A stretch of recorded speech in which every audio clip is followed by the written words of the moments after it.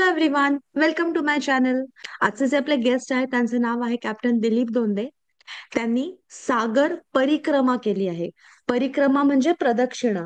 संपूर्ण जगाला त्यांनी आपल्या शीड बोटीतून प्रदक्षिणा घातली आणि ती सुद्धा एकट्याने. आहे की नाही इंटरेस्टिंग आणि थ्रिलिंग असा विषय. तर ऐकूया त्यांचे सगळे रोमांचक आणि रंजक अनुभव.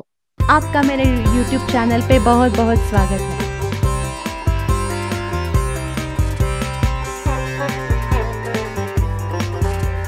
इसी सवाल से मैं शुरू करना चाहूंगी. बता सके कि हाँ ये है. अभी आपका दूसरा प्रश्न. और हम लोग के लिए बिल्कुल ही पहली बार था. मेरे जवानों के लिए भी पहली बार था, मेरे लिए भी पहली बार था.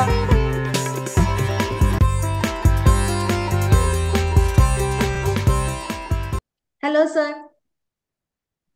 Hi, Yeah, good welcome evening. to my channel. Thanks for calling me. And I think it's been a lot of near misses to reach this place. So हा. let's get on with it. Yes. खूप मस्त होणार आहे podcast, कारण विषय एकदम वेगळा आहे. Mhm. मला नाही वाटत की कुणी एवढं याबद्दल कधी ऐकलं असेल. तर मी थोडीशी तुमची माहिती करून ओळख करून दिलेली आहे आधी. तर तुम्ही आता जरा तुमच्याबद्दल थोडंसं सांगा. तुम्ही मूळचे कुठले आणि तुम्ही इकडे कसे काय, म्हणजे ही जी अपॉर्च्युनिटी तुमच्याकडे आली ती कशी काय आली ह्याच्याबद्दल जरा थोडस आमच्या दर्शकांना सांगा.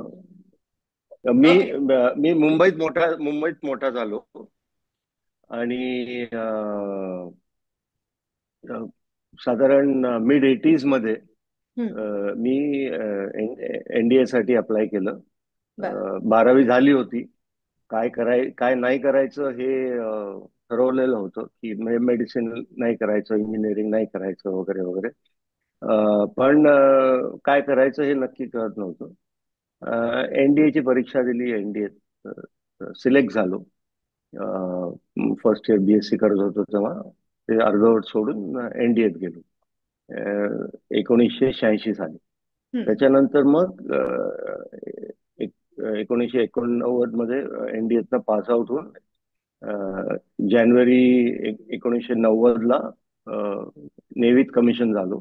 नेव्हीत बेसिक ट्रेनिंग वगैरे झाल्यावर डायव्हिंगसाठी व्हॉलेंटिअर केलं. डायव्हिंग म्हणजे पाणबुड्या, पाण्याखाली जाऊन कामं करणं, एक्सप्लोजिव्ह ऑर्डिनन्स डिस्पोजल, म्हणजे सॅल्वेज आणि अशा गोष्टी. पण म्हणजे हे सगळं बेसिकली पाण्याखाली डिफेन्स साठी. हे दिस इज गोइंग ऑन. हो, this is going on as part of the my naval career. Yes. आणि नेव्हीत असताना पहिल्यांदा मला शिडाची बोट चालवायची संधी मिळाली. बर. तोपर्यंत मुंबईत राहून सुद्धा आपल्याकडे एवढ्या या फॅसिलिटीज इतक्या कमी आहेत आणि 80s मध्ये तर आणखीनच कमी होत्या. त्यामुळे काही ते चान्सच नव्हता. तर ती संधी मिळाली. सेलिंग करायला शिकलो मित्रांकडनं वगैरे असं. अँड अच्छा. I was always a recreational seller. म्हणजे असं कॉम्पिटेटिव्ह सेलिंग मध्ये मी काही फारसा भाग घ्यायचो, पण एवढा जास्ती नाही. I was very good. मग द नेव्हल कॅरियर कंटिन्यूड. आणि मग 2003 मध्ये एक नेव्हीची शिडाचं जहाज आहे, बर. INS तरंगिणी म्हणून. बर. त्या जहाजावर as a second in command म्हणून मी व्हॉलेंटिअर केलं. आणि तेव्हा ते जहाज राऊंड द वर्ल्ड ट्रिप करत होतं. कोचीनहून निघून बर. अमेरिकेत, कॅनडात वगैरे जाऊन आणि दुसऱ्या बाजूनी जगाच्या परत. तर तशा ह्याच्यात माझी जी टेन्युअर होतं ते मी न्यूयॉर्कला जॉईन केलं अच्छा. त्या जहाजात. आणि न्यूयॉर्कला जॉईन करून शिकागो पर्यंत सेल करून गेलो ग्रेट लेक्स मधनं. आणि मग तिथून परत वॉशिंग्टन DC ला येऊन मी जवळजवळ 6 महिने त्या बोटीवर होतो as a second in command, what is called executive officer in the navy, किंवा first mate on sail ships. हे आणि मग शिडाचं जहाज होतं म्हणजे शिडाचं जहाज होतं, बर. INS तरंगिणी. अच्छा. हे अजूनही आहेत आपल्याकडे. INS तरंगिणी आहे आणि INS सुदर्शिनी म्हणून आणखीन एक नेव्हीने बांधले जहाज. आणि बर. हे मुख्यत्वे जे आपले कॅडेट्स असतात, हम्म, ट्रेनीज असतात, हम्म. ऑफिसर ट्रेनिंगसाठी असतात, तर त्यांना बेसिक सीमनशिपचं ट्रेनिंग द्यायसाठी त्याचा वापर केला जातो. इट इज पार्ट अच्छा. Of their basic training. हम्म. सो ते एक 2003 मध्ये त्याचं एक्सपोजर मिळालं. आणि मग 2005-06 मध्ये मी माझी बदली अंदमानला झाली होती, पोर्ट ब्लेअर मध्ये. आणि तिकडे असताना 2006 मध्ये मला असं कोणीतरी मी एका सेलिंग रॅलीसाठी मुंबईला आलो होतो. आणि तेव्हा मला एक जे तिकडे एक कॅप्टन होते, त्यांनी सांगितलं की नेव्ही असं असं प्लॅन करते की सोलो सर्कम नॅव्हिगेशन करायचं. हम्म. तर मी लगेच त्यांना म्हटलं I would like to be a part of this म्हणून, मला याच्यात काही भाग घेता येईल का. हम्म. तर ते म्हणाले, करशील तू प्रोजेक्ट म्हणून, तुला घरी जाऊन विचारायचंय, हा. डिस्कस करायचंय कोणाशी. म्हटलं नाही, ही खूपच छान आयडिया आहे, so I would like to take part in this. Uh, तर परत ते परत त्यांनी सेड की सॉरी, मी थांबवते थोडं. काय या तुम्ही काय म्हणाले, ते कसलं प्रोजेक्ट आहे? सोलो. शेडा सोलो सर्कम नॅव्हिगेशनचं. सोलो सरकम म्हणजे नॅव्हिगेशन. शेडाच्या बोटीनी एकट्याने त्यांनी पृथ्वी प्रवास. प्रदक्षिणा करायचं प्रोजेक्ट. मला ऍक्च्युली तेव्हा ते काय बोलले ते नीट लक्षात पण आलं नव्हतं की सोलो म्हणजे काय, एक बोट जाणार की एकच माणूस असणार. कारण तोपर्यंत मी असं कुठे ऐकलं नव्हतं की एकट्याने लोक पृथ्वी प्रदक्षिणा करतात शिडाच्या बोटीतनं. हम्म. आणि मोठ्या बोटी चालवायचा पण जास्ती चान्स नव्हता मिळाला. हम्म. तर म्हणजे शिडाच्या बोटी. हा. तर मग एकदा मी होकार दिल्यावर ते म्हणाले की आता तू होकार दिलास तर आता ते तुझं प्रोजेक्ट झालं. आता तू प्रोजेक्ट रिपोर्ट बनव आणि सांग आम्हाला कसं करायचं ते, कारण आम्हाला काहीच कल्पना नाही याची. आपल्या हम्म. देशात असं कोणी केलेलं नाही. बर. नंतर हा. मग लक्षात आलं मला की हे कुठून सुरू झालं, प्रोजेक्ट कुठून सुरू झालं. एक मनोहर आवटी म्हणून, व्हाईस ऍडमिरल मनोहर आवटी नेव्हीत होते. बर. ही नेव्हीतनं अबाउट 82-83 मध्ये ते वेस्टर्न कमांडचे हेड म्हणून रिटायर झाले. हम्म. आणि so it was his idea. He hmm. Had bin telling नेव्हीला, ते सांगत होते खूप वर्षांपासून लिहित होते की असं काहीतरी तुम्ही प्रोजेक्ट करायला पाहिजे म्हणून. बर. की आजच्या दिवसांमध्ये तुमची नेव्ही काय आहे, तुमची ॲबिलिटी काय आहे हे दाखवायसाठी असं काहीतरी प्रोजेक्ट करायला पाहिजे म्हणून. तर ही हम्म. त्यांची आयडिया होती. आणि मग तेव्हा जे नेव्हीचे प्रमुख होते, ऍडमिरल अरुण प्रकाश, हम्म. ते म्हणाले, ऍडमिरल औटींना त्यांनी सांगितलं की तुम्ही जर ह्याची जबाबदारी घेणार असाल तर आम्ही फंड करू हे प्रोजेक्ट. हम्म. तर मग पुढचा प्रश्न आला की कोण करणार हे प्रोजेक्ट. हम्म. तर ऍडमिरल अरुण प्रकाश त्यांना म्हणाले, मी तुम्हाला एक व्हॉलंटियर आणून देतो म्हणून. तर तसं करून तसं म्हणजे ती गोष्ट माझ्यापर्यंत पोहोचली, मला विचारलं गेलं आणि मी लगेच होकार भरला. हम्म. मला ज्यांनी विचारलं त्यांनी स्वतःची शॉर्टलिस्ट केली होती. अच्छा. आणि त्यांनी इतर लोकांना पण विचारलं होतं. मी पहिला नव्हतो विचारलेलो, पण मी होकार भरलेला पहिला होतो. मग त्यांचा तिकडे शोध थांबला. आणि मग मी ऍडमिरल रावटींशी भेटलो वगैरे. आणि मग त्यांनी तिकडे मला आणखीन एक, म्हणजे तोपर्यंत मी वाचायला सुरुवात केली होती या प्रोजेक्ट बद्दल, प्रोजेक्ट रिपोर्ट बनवायसाठी. हम्म. फारसं मटेरियल सापडलं नाही मला लायब्ररीज मध्ये वगैरे. इंटरनेट अजूनही 2006 मध्ये पोर्ट ब्लेअरला इंटरनेट खूपच स्लो असायचं. Correct, correct. हम्म. तर तर त्यामुळे आणि स्मार्टफोन्स वगैरे तर नव्हतेच. हम्म. सो हळूहळू रिसर्च चालला होता. आणि मग माझ्या लक्षात यायला लागलं की मी जे हे व्हॉलेंटिअर केलंय हे तितकंसं सोपं नाही आहे. आणि हे जरा कठीणच दिसतंय. कारण असं पण लक्षात आलं की जवळजवळ तेव्हा 200 पेक्षाही कमी लोकांनी अशी पृथ्वी प्रदक्षिणा केली होती एकट्याने शिडाच्या बोटीतनं. हम्म. वेरेज जवळजवळ 500-600 लोकांनी तेव्हा जे अंतराळात जाऊन आले होते. आणि जवळजवळ 5,000च्या आसपास लोकांनी एव्हरेस्ट क्लाइंब केलं होतं. तर त्यामुळे जरा कठीणच दिसत होतं. आणि हम्म. पण पण ह्याचं भारतातनं साधारण भारतातनं करणारे म्हणजे पहिले भारतीय हे तुम्ही ठरलात, असं हो, अशी प्रदक्षिणा करणारे. हो, हम्म. हो.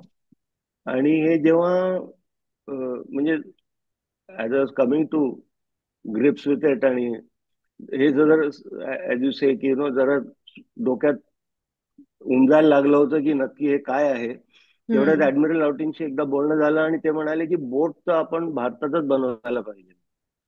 म्हटलं अच्छा. असं काय म्हणतं, आपण कधी अशी बोट भारतात बनवलीच नाहीये म्हणून. तर हम्म. म्हणे म्हणूनच बनवायची म्हणे पहिल्यांदा. आणि म्हटलं मग म्हणजे मी गिनीपिग असणार ती बोट चालवायला. तो म्हणे बघ तुला करायचं असेल तर कर, नाही तर दुसरा कोणतरी शोधतो. तर मग असं करून ते एक आणखीन चॅलेंज आलं पुढे, की भारतात बनवलेली बोट आणि तिच्यावर पृथ्वी प्रदक्षिणा करायची, ज्याच्याबद्दल आपल्या देशात कशाची काही माहिती नाही. माहिती नाही. अं, तर अं, तर असं ते प्रोजेक्ट आमचं सुरू झालं. अच्छा. वा, खूप थ्रिलिंग असणार. जबरदस्त. थ्रिलिंग म्हणजे जेव्हा त्याच्याबद्दल माहिती नव्हती तेव्हा खूप थ्रिलिंग वाटत होतं. जशी जशी माहिती व्हायला लागली तसा तसा घाम फुटायला लागला. आणि आता व्यवस्थित झालंय तर आता परत थ्रिलिंग वाटत. हा, बरोबर. अगदी बरोबर. आणि मग पहिले म्हणजे तुम्ही मगाशी म्हणाल की घरी विचारलं का वगैरे असं, आणि मग तेव्हा तुम्ही डायरेक्ट तिकडे त्यांना होकार भरलात. मग जेव्हा तुम्ही हे हो. घरी सांगितलं तेव्हा घरच्यांची रिएक्शन काय होती? तर मी मग मुंबईहून म्हणजे जेव्हा मी परत आलो पोर्ट ब्लेअरला, तेव्हा आईला सांगितलं मी, माझ्या आई बरोबर, माझ्या बरोबर 97 पासून बरोबर आहे. तर तिला सांगितलं, म्हटलं असं असं प्रोजेक्ट, म्हणजे इनफॅक्ट ऍक्च्युली तिने ओळखलं की मला हम्म. नेव्हल हेडक्वार्टर्स मधनं फोन यायला लागले. हम्म. मी ऑफिस मधला लॅपटॉप कधी मी आणायचो नाही काम घरी, ऑफिस मधलं ऑफिसमध्येच संपवायचो. पण कधी नव्हे तर लॅपटॉप तिकडचा घेऊन आलो, मध्यरात्रीपर्यंत बसून वाचायचो, काहीतरी करत असायचो. तर ती हम्म. म्हणाली काही सगळं ठीक आहे ना तुझं, काहीतरी प्रॉब्लेम वगैरे तर नाही झाला, कारण नाहीतर नेव्हल हेडक्वार्टर्स मधनं कशाला फोन येतील सारखे. हम्म. तर मग मी म्हटलं की अशा अशा प्रोजेक्टसाठी मी व्हॉलंटिअर केलंय म्हणून. तर आणि म्हटलं की हे जरा कठीण दिसतंय. हम्म. ती म्हणाली काही हरकत नाही, चांगली अपॉर्च्युनिटी आहे, अशा अपॉर्च्युनिटीज काही रोज येत नाहीत. तर पुरा प्रयत्न कर आणि पुरा सपोर्ट असेल तुला म्हणून. तिची एकच अट होती की ते जे प्रोजेक्ट मी जे पण करणार आहे ते तिला त्याच्याबद्दल माहिती पाहिजे होती. हा. म्हणजे हम्म. मी काय करतोय हम्म. ह्याच्याबद्दल तिला माहिती पाहिजे होती. त्यामुळे ती म्हणाली माझी खात्री होईल की तू जे करतोयस ते बरोबर करतोस, मग काळजी वाटत नाही एवढी. हम्म. हम्म. आपल्याला जे अननोनची काळजी असते, हो, माहिती बरोबर. नसल्या गोष्टी तर जास्ती काळजी वाटते. माहिती असलं तर तर मग मी जे पण वाचायचो वगैरे ते मी तिला पण पास ऑन करायचो. Hmm. So then she became a part of the team actually. Wow. माझ्या नंतर मग फूड प्रिझर्वेशनची, डाएटची हो. सगळी काळजी, मग त्याचं हम्म. प्लॅनिंग करणं वगैरे, त्याच्यात खूप मदत झाली तिची. हम्म. हम्म. आणि हो. मुळात मला घरची काही काळजी नव्हती, हा. त्यामुळे असं होतं की घर मी सांभाळते, तू जाऊन कर जे करायचं. Great, great. खरंच ग्रेट. कारण असं म्हणजे आता एकटा मुलगा असा प्रदक्षिणेला जाणार पूर्ण समुद्र, म्हणजे समुद्रातनं, हे किती अवघड गोष्ट आहे, पण त्यांनी त्याच्यात तर तुम्हाला तेव्हा मदत. मी सांगून हा. पाहिलं होतं तिला थोडं हे करायला, की म्हटलं देर is more than 50% chance that I will not come back alive. जीवाला पण धोका आहे ह्याच्यात. शक्य आहे की होईल काही ऍक्सिडेंट, आपण पहिल्यांदाच करतोय सगळं काही. आणि असे आहेत इन्सिडेंट झालेले जेव्हा लोक गेली समुद्रात आणि त्यांचा काही पत्ताच लागला नाही. ती म्हणाली की कधीतरी तर जायचंच आहे ना तुला, तर कमीत कमी जे करायचंय, ज्याच्याबद्दल तुला पॅशनेट आहेस तू, ते करताना तरी गेलेलं बरं. तर डोंट वरी अबाउट दॅट, काही नाही, येशील परत म्हणून व्यवस्थित. आलो परत. हा, ग्रेट. आणि मग तुम्ही म्हणजे ही जी बोट बनवायला घेतली, तर मग ती कुठे आणि कशी सुरुवात झाली त्याची, आणि त्याच्यात काय काय चॅलेंजेस काय काय होती ती बनवताना? तर बोर्ड बनवणं हे एक आमचं वेगळं प्रोजेक्टच झालं. हम्म. कारण आपल्या देशात अशा प्रकारची बोट कोणी बनवली नव्हती. हम्म. ऍडमिरल आउटिंग तर ठाम होते की बोट आपल्या देशातच बनणार आणि इंडियन बोटमध्येच हे प्रोजेक्ट होणार म्हणून. मग आम्ही आणि नेव्हीचं प्रोजेक्ट होतं, त्यामुळे जे सगळे सरकारी नियम असतात, हम्म. मल्टिपल टेंडर्स, मल्टिपल वेंडर्स, मग त्याची टेक्निकल असेसमेंट होते, मग त्याचं लोएस्ट बिडरला सगळ्यात कमी पैसे लावणार त्याला तुम्ही सिलेक्ट करता आणि असं वगैरे. तर त्या सगळ्या गोष्टी आम्हाला करायला लागल्या आणि ते पेपरवर्क करायला जवळजवळ मला वर्ष लागली 2007 बर. मध्ये. अच्छा. आणि मग फायनली गोव्याचे रत्नाकर दांडेकर, त्यांची ॲक्वेरियस शिपयार्ड म्हणून कंपनी आहे, तर hmm. He was finalized in the project. पण जसं मी म्हटलं की आपल्या देशात कोणीच अशा प्रकारची बोट बनवली नव्हती, तर त्यामुळे नॅचरली त्यांनी पण नव्हती बनवली. पण हो. तेव्हाच मी त्यांना पहिल्यांदा भेटलो आणि मग म्हणजे आम्ही हळूहळू we try to work as a hmm. Team. हम्म. आणि असं करत गोव्याला, आपल्या दिवार आयलंडवर त्यांची कंपनी आहे. आता त्यांचा मुलगा पण चालवतो त्यांच्याबरोबर. होडी बर. इनोव्हेशन्स त्याच्या कंपनीचं नाव आहे. बर. आणि सो मग तिकडे आम्ही ती बोट बनवायला सुरुवात केली. हम्म. बोट बिल्डर इंडियातला होता. हा. पण जेव्हा ऍडमिरल म्हणाले की डिझाईनचं काय करायचं, तर आपल्याकडे आता ती डिझाईन करायची आपल्याकडे अजून तरी ती अबिलिटी नाही आहे. हम्म. सेल बोट डिझाईन हा खूपच स्पेशलाइज सब्जेक्ट आहे खरं. हम्म. म्हणून आम्ही एक डच डिझाईन विकत घेतलं. बर. वॅन्डरस्टॅट म्हणून कंपनी आहे. हा. आणि मग त्यांचं डिझाईन घेऊन त्या डिझाईन प्रमाणे ही बोट ॲक्वेरियस शिपयार्डला बांधवायला दिली. हम्म. आणि मग तिचं नाव मादेई ठेवलं, कारण एक बर. तर मादेईच्या काठावर तिला बांधलं होतं, आणि दुसरं म्हणजे वाळपोईच्या जवळ हम्म. महादेवीची स्कल्पचर्स दिसली. आय मीन ऍडमिरल आवटी गेले होते आणि मग ते आम्हाला पण घेऊन गेले. असं बोटीचं स्कल्पचर आहे ज्याच्यावर देवी, महादेवी देवी उभी, आणि हा. अशी हम्म. झाडाखाली आहेत ती स्कल्पचर्स. आणि त्या त्या देवीची पूजा केली जाते, नावाड्यांची देवी म्हणून. आणि अच्छा. तिचं नाव अप्रंटली त्या नदीला मिळालंय. तर म्हणून असं ड्युएल सिग्निफिकन्स होता की नाविकांची देवी, आणि ज्या नदीच्या काठावर तिला बांधलं त्याच नदीचं नाव तिला दिलं. हा. एक माझ्या फक्त दर्शकांना मी सांगेन की म्हादई म्हणजेच मांडवी नदी, जिला पणजीमध्ये आल्यानंतर मांडवी म्हणून ओळखतात, तिचं नाव म्हादई असं आहे. म्हणजे सुरुवातीला जिथे उगम वगैरे पावते तिथपासून तिचं नाव म्हादई आहे. पुढे आल्यावरती ती मांडवी होते. हा. कर्नाटकात तिला अजूनही महादेवीच अजून म्हादईच बीच म्हणतात. बरोबर. हम्म. हो. मग ही बोट तयार व्हायला साधारण किती काळ लागला? तर 2007 लगे सेट पुरा वर्ष जवळजवळ त्या ह्याच्यात गेलं, पेपर वर्क करण्यात आणि कॉन्ट्रॅक्ट आणि हे. आणि 2007च्या क्रिसमसला हम्म.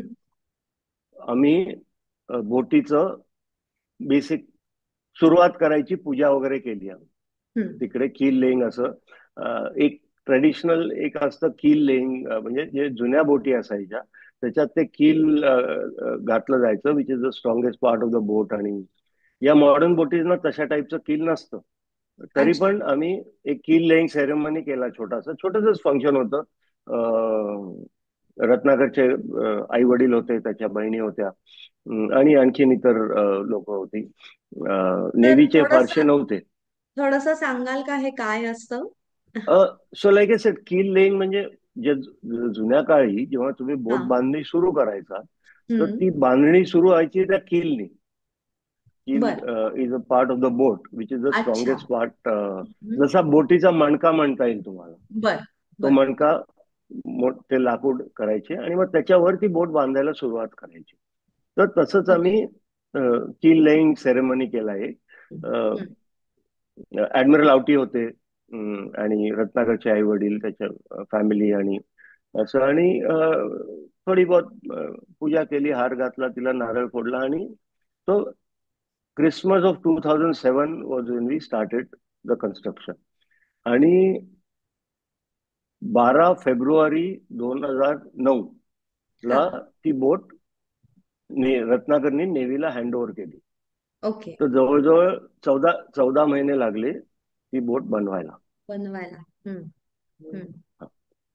आणि मग तुमची जी मोहीम होती तिची सुरुवात कुठून झाली आणि किती तारखेला तुम्ही त्याची सुरुवात केली? तो मोहिमेच्या आधी बरंच काही प्लॅनिंग करायला लागतं. आणि इनफॅक्ट मी माझं जेव्हा पुस्तक लिहिलं तेव्हा पण मी म्हणून जवळजवळ अर्ध पुस्तक मी फक्त बोट बिल्डिंग आणि त्या तयारीबद्दल लिहिलेलं आहे. अच्छा. कारण जर हम्म. ती तयारी तुमची चांगली असेल हम्म. तर तुमचा पुढचा प्रवास सुखरूप होऊ शकतो. हम्म. जर त्या तयारीत काही खोट असेल तर त्याचे खूपच खराब परिणाम होऊ शकतात. आणि नॉर्मली काय असतं की सगळी लोक, तो सेलर एक सेलिंग करून आला, मोहीम करून आला की तो हिरो होतो, तो किंवा ती हम्म. हिरो होतात. हम्म. पण ऍक्च्युअली त्यांच्या मागे खूपच सपोर्ट मोठा टीम. वाटा असतो. ज्यांनी बोट बांधली त्यांचा, ज्यांनी त्यांना इतर गोष्टींची मदत केली त्यांचा. So it's a full team. बरोबर. सोलो सेलर जो असतो, एकटा सेल करणारा तो एकटाच असतो, नो डाऊट. हम्म. हम्म. पण त्याच्या मागे ही पुरी टीम असते. करेक्ट. तर जेव्हा आम्ही बोट बांधली, हम्म. मला आठवतं 23 जानेवारी 2009 आम्ही हम्म. पहिल्यांदा त्या बोटीला शिडं लावून सेल करायला घेऊन गेलो होतो गोव्याच्या बाहेर. अच्छा. आणि तो दिवस इंटरेस्टिंग होता, कारण त्या दिवशी रत्नाकरचा वाढदिवस होता. अच्छा. तर हम्म. आणि आणि त्या दिवशी त्यांनी जन्मात पहिल्यांदा शिडाच्या बोटीने प्रवास केला. ओहो. ओके. ओके.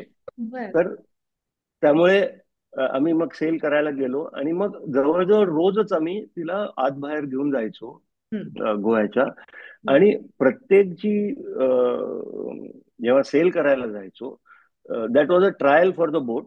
बोटीची हम्म. ट्रायल घेतली जायची. आणि it was a training for me. मी पण शिकत होतो, मला ह्याच्याबद्दल माहिती नव्हतं फारसं. बरोबर. त्यामुळे मी ती बोट कशी चालवायची, आणि प्रत्येक बोट वेगळी असते, प्रत्येक हम्म. बोटीचे खासियत असते, प्रत्येक कॅरेक्टरिस्टिक्स असतात. हम्म. ते तुम्हाला ती बोट चालवूनच शिकता येतात. हम्म.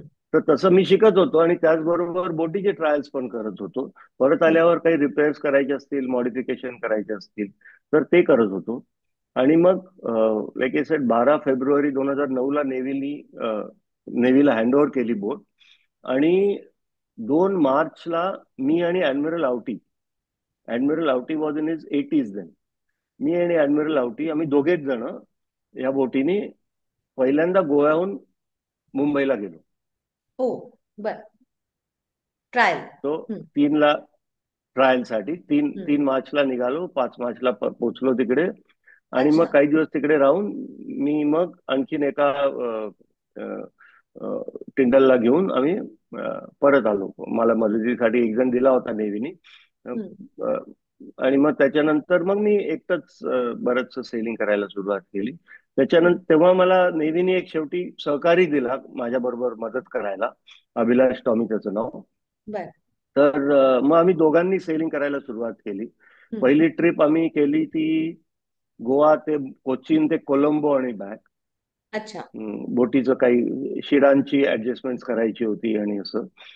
त्याच्यानंतर मग सगळ्यात मोठी ट्रिप आम्ही केली ती गोवा ते मॉरिशस. ओके. जवळजवळ 2500 मैल अंतर आहे. हम्म. आणि गोवा ते मॉरिशस आम्ही दोघेच जण बोट घेऊन गेलो. हम्म. आणि मॉरिशसला मी अभिलाषला सोडलं. अच्छा. आणि मग मी एकटा त्या बोटीला घेऊन परत आलो जूनमध्ये. हम्म. जून 2009 मध्ये परत गोव्याला आलो. ती हम्म. माझी पहिली मोठी ट्रिप झाली, ओके. सिंगल हँडेड, हम्म. एकट्याने. आणि मग ती परत आल्यावर मग बऱ्याचशा गोष्टी असं वाटलं की काही मॉडिफिकेशन्स पाहिजे होत्या बोटीत, काही कमी राहिल्या होत्या. त्या सगळ्या पुऱ्या करायसाठी लिस्ट बनवली आणि त्याच्यावर काम सुरू केलं. हम्म. आणि मग 19 ऑगस्ट 2009 हम्म. मुंबईहून मी माझी पृथ्वी प्रदक्षिणा सुरू केली. अच्छा. आणि मग ही जी तयारी होती त्याच्यामध्ये बोट बांधणं, बोटीच्या ट्रायल हे तर झालं. या व्यतिरिक्त म्हणजे तुम्ही जे आता म्हणजे एक्सप्लोरेशनला एवढ्या मोठ्या लांबच्या एक प्रवासाला जायचं, तर काय काय तुम्ही तुमच्या बरोबर काय काय घ्यायचं हे तुम्ही कसं ठरवलं? किंवा फूड प्रिझर्वेशन जसं तुम्ही मगाशी म्हणालात तसं असेल. तो तीच तयारी असते, कारण जशी बोट बांधत होतो तसा तसा मी बऱ्याच वेळा बोट यार्डमध्येच असायचो. मी पण बघत होतो कशी बांधतायत ती. हा. त्याच्या बरोबरची जी टूल्स असतात, हम्म. अवजारं असतात, ती कशी वापरायची, काय काय लागतील ते सगळं शिकत होतो. आणि बरोबर रत्नाकर पण काही काही सजेस्ट करायचं की अशी अशी अवजारं घेऊन जा तू, त्याची तुला जरूर पडू शकेल.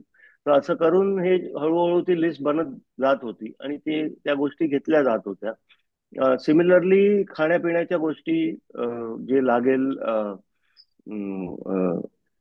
जसं आईने हे करायला, रिसर्च करायला सुरुवात केली होती की पोहे साबुदाण्याची खिचडी वगैरे बनवून ठेवायची आणि मग त्याला सील करून त्याच्यावर डेट लिहून ठेवायची ती, आणि मग 2-3 महिन्यांनी उघडून त्याला खाऊन बघायचं की कसं लागतंय, ते ठीक आहे की नाही.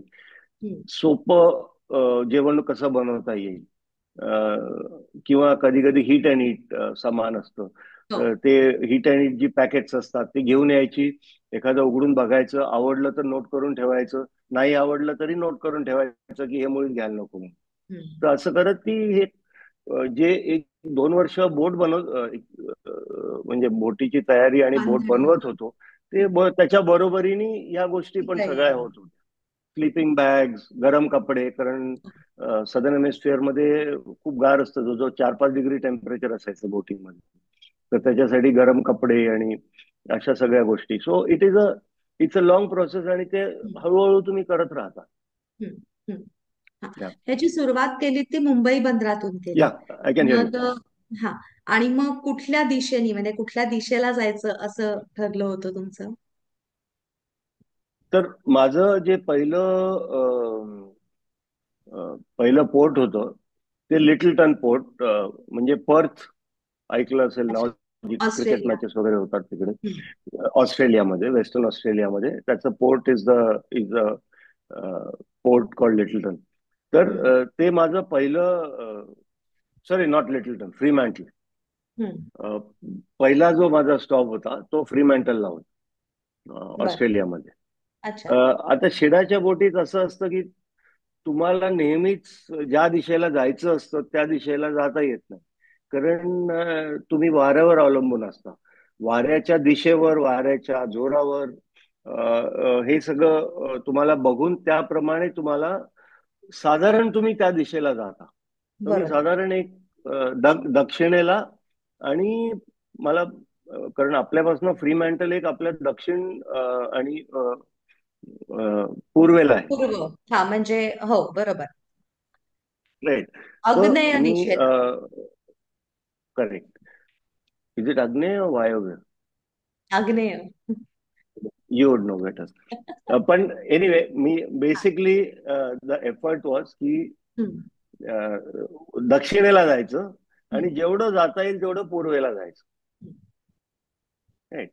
सो असं करत जवळजवळ मला अ, पहिल्या लेगला 35 दिवस लागले, कारण अच्छा. सरळ डायरेक्ट डिस्टन्स जवळजवळ 5,000 मैलाचा आहे बर. इथून इथून फ्रीमॅन्टलला. आणि तर पहिले जवळजवळ आणि वारे बदलत असतात. जेव्हा मी निघालो आपल्याकडनं तर साऊथ वेस्ट मॉन्सून होता. इक्वेटर क्रॉस केल्यावर मग तुम्हाला तिकडनं साऊथ ईस्ट ट्रेड विंड्स मिळतात. त्यामुळे वाऱ्याची दिशा जिकडनं मला जिकडे जायचं होतं फ्रीमॅन्टलला तिकडनंच वारा येत होता, आणि हम्म. तुम्ही सरळ वाऱ्याच्या अंगेस जाऊ नाही शकत, तुम्हाला झिगझॅग करत जायला लागतं. तर अशा गोष्टींचं भान राखून त्याप्रमाणे तुम्ही दिशा ठरवता, आणि तसं चालत राहता. हम्म. पण मग या सगळ्याचा जो अभ्यास आहे की या सीझन मध्ये हे असे वारे येणार, हे सगळं, त्याची सर्व तयारी तुम्ही आधीपासून, अंदाज हो. बांधता येऊ शकतो समुद्रावर, का कसं असतं? नाही, जे जे समुद्रातले जे नॉर्मल वारे असतात, वेदर पॅटर्न्स असतात, आता हम्म. जसं आपण म्हणतो की साधारण जून मध्ये हो. वारे साऊथ वेस्ट कडनं येणार आणि साऊथ वेस्ट मॉन्सून होणार, है ना. बरोबर. आता या सीझन मध्ये उत्तरेकडनं वारे येणार आणि this is a north east monsoon. तर बरोबर. ह्याचा जो अभ्यास आहे हा केलेला आहे लोकांनी हम्म. हम्म. वर्षानुवर्षांपासून. आणि त्याचं तसं रेकॉर्ड्स पण आहेत आणि ते तुम्हाला अवेलेबल असतात वाचायला. हम्म. तर ह्याचा अभ्यास नक्कीच करायला लागतो तुम्हाला. हम्म. आणि मला एक फायदा होता की मी त्याच्या आधी जवळजवळ 18 वर्ष नेव्हीत होतो. हा. तर त्यामुळे this was part of my study. Bread and butter. हे हे बरोबर. हे माझं म्हणजे माझं कामच होतं ते. हो. तर बरोबर. त्यामुळे मग त्या पण तरी सुद्धा या ट्रिपसाठी स्पेसिफिकली त्याचा अभ्यास करून त्याप्रमाणे प्लॅनिंग केलं होतं. हा. हा. एक्झॅक्टली. कारण हा प्रवास हे खूपच वेगळं आहे ना. म्हणजे नेव्हीच्या तुम्ही जहाजातनं प्रवास करणं, जसं तुम्ही म्हणालात की हे पूर्ण वाऱ्याच्या लहरीवरच अवलंबून आहे, याच्यामध्ये दुसरं काही. मग त्यामुळे म्हणजे जरी नेव्हीचा एक्सपिरियन्स असला तरी हे पूर्णतः ह्या वाऱ्यांचाच खरं तर अभ्यास जास्त ह्याच्यामध्ये महत्वाचा आहे असं मला हो, वाटतं. तो जसं मी म्हटलं की जशी बोट बांधत होतो तसेच बऱ्याच इतर गोष्टी पण त्याच्या बरोबर बरोबर चालत होत्या. लाईक आधी सांगितलं खाण्यापिण्याचं प्लॅनिंग झालं, बोटीत काय काय स्पेअर्स न्यायचे, काय टूल्स न्यायचे, ते वापरायचे कसे, त्याचं प्लॅनिंग आणि ट्रेनिंग झालं. वाऱ्याची दिशा प्रमाणे कसा रूट कसा हे करायचा, कुठल्या डेट्सला निघायचं, कुठल्या हम्म. सीझनला तुम्ही कुठे Exactly. असायला पाहिजे, बरोबर, हो ना. बरोबर. हम्म. सो या सगळ्या गोष्टीचा पण अभ्यास बरोबर चालू होता. आणि त्याप्रमाणे मी नेव्हीला सांगत होतो की बा असं असं आपण करूया, असं प्लॅनिंग करूया. हम्म. सो हे सगळ्या गोष्टी एक प्लस मला स्वतःला मोठ्या बोटी चालवायचा फारसा एक्सपिरियन्स नव्हता. तर हम्म. त्यामुळे जेवढ्या बोटी मिळतील मला, जेव्हा मिळतील नेव्हीच्या इतर बोटी ज्या होत्या त्या आपण चालवायचा आणि त्याचा एक्सपिरियन्स घ्यायचा पण प्रयत्न चालू होता. तर हम्म. त्यामुळे बऱ्यापैकी बिझी होतो मी ते 3 वर्ष. हम्म. हम्म. मग सर तुम्ही म्हणालात की पहिला हॉल्ट तुम्ही ऑस्ट्रेलियाला घेतला, पण मग हो. सॉरी, मुंबईहून ऑस्ट्रेलियाला जाईपर्यंत मध्ये वाटेमध्ये अगदी सहज झाला प्रवास का काही काय अडचणी आल्या त्याच्यामध्ये? अ, प्रवास समुद्रात असा सहज फार क्वचित होतो. त्यामुळे काही ना काहीतरी होत राहतं. कधी वारा जास्ती असतो, कधी फार कमी असतो, कधी चुकीच्या दिशेने असतो. हम्म. किंवा बोटीवर काही थोडे नवीन बोट होती. हो. आम्हाला बोट बनवायचा फारसा एक्सपिरियन्स नव्हता. त्याची बरीचशी इक्विपमेंट फिट करायला जे टेक्निशियन्स असतात ते नव्हते. तर त्यामुळे रत्नाकरनीच मॅन्युअल वाचून वाचून ते सगळं लावलं होतं. तर थोड्या बहुत, and these are not considered problems. बोटीवर काही ना काहीतरी तुमचं होतच असतं. होतच असतं. तर तसे झाले जोपर्यंत तुम्हाला कोणाची मदत मागायला लागत नाही, जोपर्यंत तुम्ही तुमचे प्रॉब्लेम स्वतःच बोटीवर सॉर्ट आउट करू शकता. I just considered it as a routine, अच्छा. रेग्युलर, पण just another day at sea. हा. पण एरवी कसं असतं, म्हणजे बोटीवर प्रॉब्लेम्स येतात बरोबर आहे, पण टीम असते ना. म्हणजे त्याचं जे हो, तर टेक्निकल आता नॉलेज. आता आता तुम्ही एकटेच असता. हो. Exactly. So you have to do it. You have to do it. One, you have to be. म्हणूनच आणखीन जास्ती काळजी घ्यायला लागते की एखादा जर प्रॉब्लेम होणार असेल, असं हम्म. वाटलं की होणार आहे, हम्म. तर त्याला आधीच थांबवलं जर तुम्ही, तर हम्म. पुढे मग तो मोठा वाढू शकत नाही. तर हम्म. त्यामुळे जास्ती अलर्ट राहायला लागतं अच्छा. आणि काळजी घेत राहायला लागतं. हा. आणि जर काही प्रॉब्लेम झाला तर लगेच त्याला म्हणजे सॉल्व्ह करायला लागतं. हा, म्हणजे stitch in time save nine हे तिथे अगदी तुम्हाला.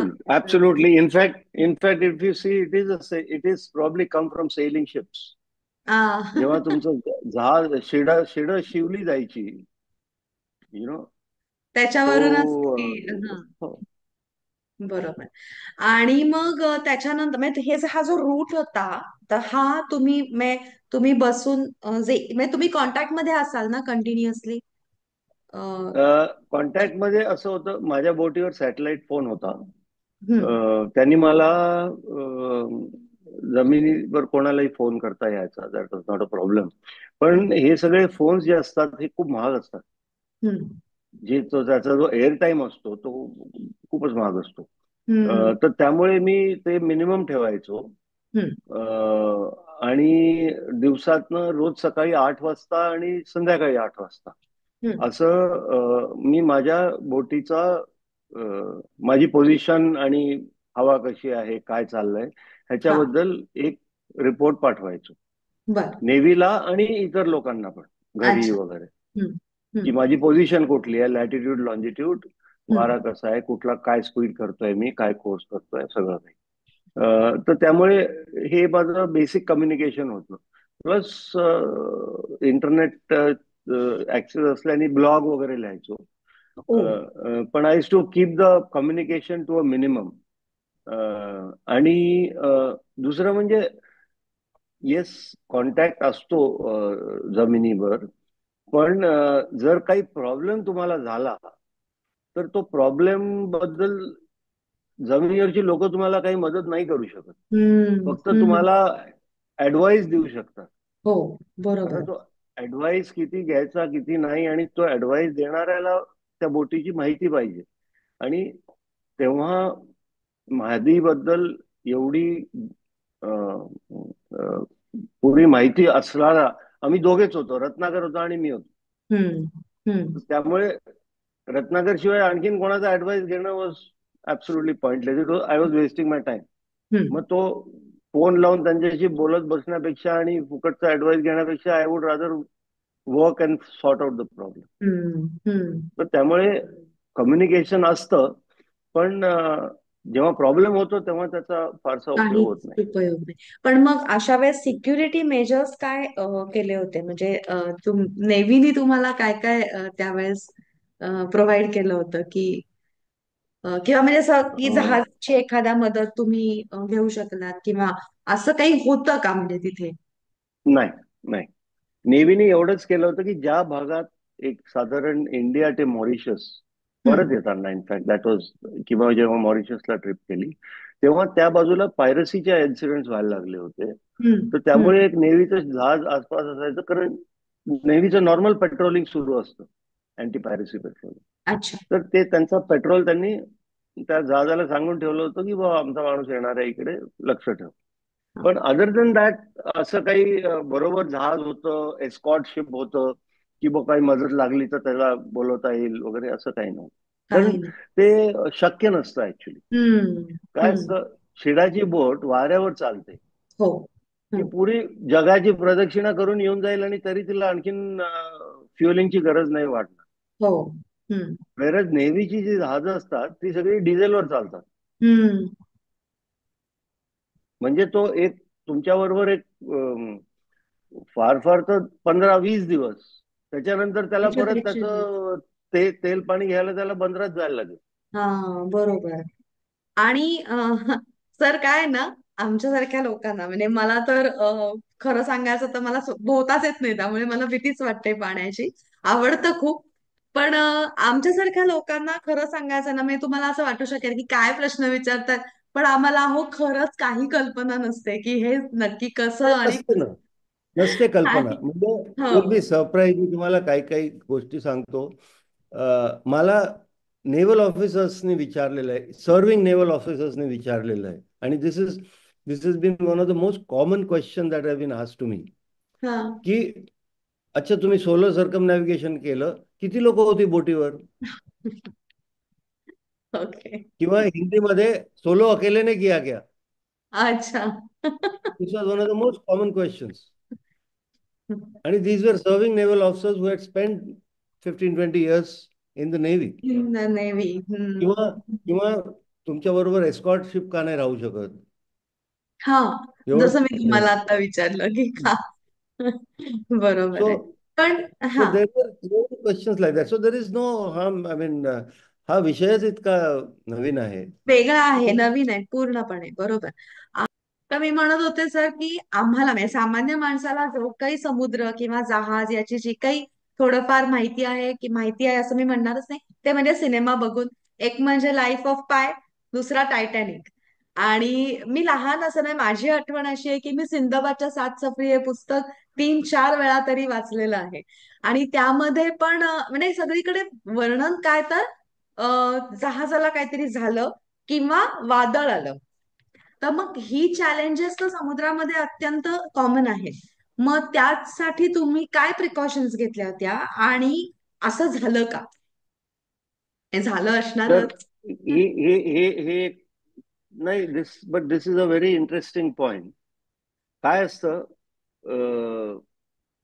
जेव्हा समुद्रात जहाजाला काही होतं हम्म. तर it becomes a news worthy item. मग लोक त्याची मोठी मोठी वर्णनं सांगायला लागतात. लोक कसं, मग रेस्क्यू कसा झाला, मग ऑल दॅट थिंग. हम्म. जर काहीही न होता ती सफर पार पडली, त्या माणसाने काही रेस्क्यू मागितला नाही, काही नाही, जास्त हे नाही केलं. ज्या दिवशी निघाला एक दिवशी परत आला, सुखरूप सगळे परत आले. नाव that doesn't become, people think झालं त्याच्यात काय मोठं वगैरे. त्याची न्यूज बनत पण नाही. हे न्यूज बनत नाही.